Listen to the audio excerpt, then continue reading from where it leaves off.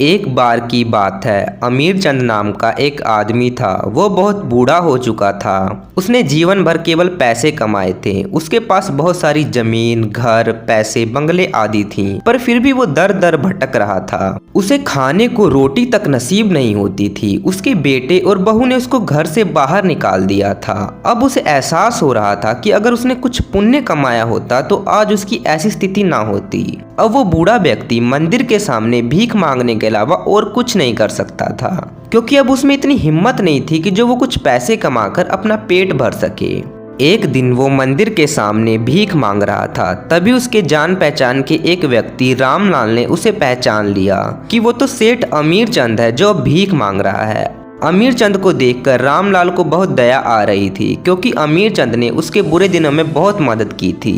रामलाल ने अमीर चंद को जब इसका कारण पूछा तो अमीर चंद ने सारी आपबीती सुना दी।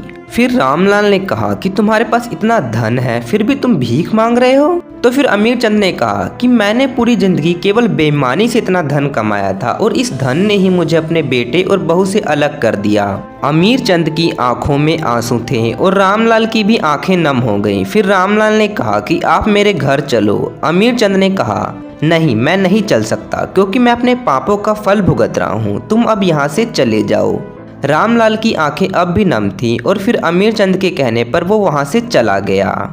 उसी रात अमीर चंद अपने कांपते हुए पैरों के साथ मंदिर में गया, और वो वहाँ जाकर बहुत रोया, और वो भगवान के सामने हाथ जोड़कर बैठ गया, और उसने रोते हुए कहा कि मेरे साथ ऐसा क्यों हो रहा है। तो भगवान की प्रतिमा से आवाज आई, बेईमानी का फल कड़वा होता है। अमीर चंद फूट फूट कर रोने लगा, और उसने प्रार्थना की कि मैं अपने पापों का प्रायश्चित करता हूँ, कृपया मेरे बेटे और बहू को मुझसे मिला दो।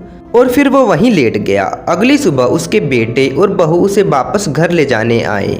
अमीर चंद की जब आंखें खुली तो उसने देखा कि उसका बेटा उसके पैरों में गिरा हुआ है और अपनी गलती की माफ़ी मांग रहा है। उसके बेटे ने अमीर चंद को कहा कि मुझसे बहुत बड़ी गलती हो गई, मुझे माफ़ कर दो। माता पिता तो परमेश्वर के समान होते हैं, और मैंने अपने परमेश्वर को ही घर से बाहर निकाल दिया। अमीर चंद की आंखें भर आईं, और उसने कहा कि मैं अपने पापों का प्रायश्चित कर रहा हूँ, मैं तुम्हारे साथ नहीं आ सकता। अगर मेरे लिए कुछ करना ही चाहते हो तो अपना सारा पाप का धन गरीबों में बांट दो, और ईमानदारी से धन कमाओ और पुण्य का काम करो, वरना तुम्हारा हाल भी मेरी तरह ही होगा। अगले दिन उसके बेटे ने अपना सारा धन अपने पिता के हाथों गरीबों में बांट दिया। उसके बेटे ने कुछ महीनों बाद ईमानदारी से धन कमाकर एक छोटा सा घर खरीदा और अपने पिता को मंदिर से वापस ले आया। फिर वो तीनों ईमानदारी से बने उस छोटे से घर में खुशी खुशी रहने लगे।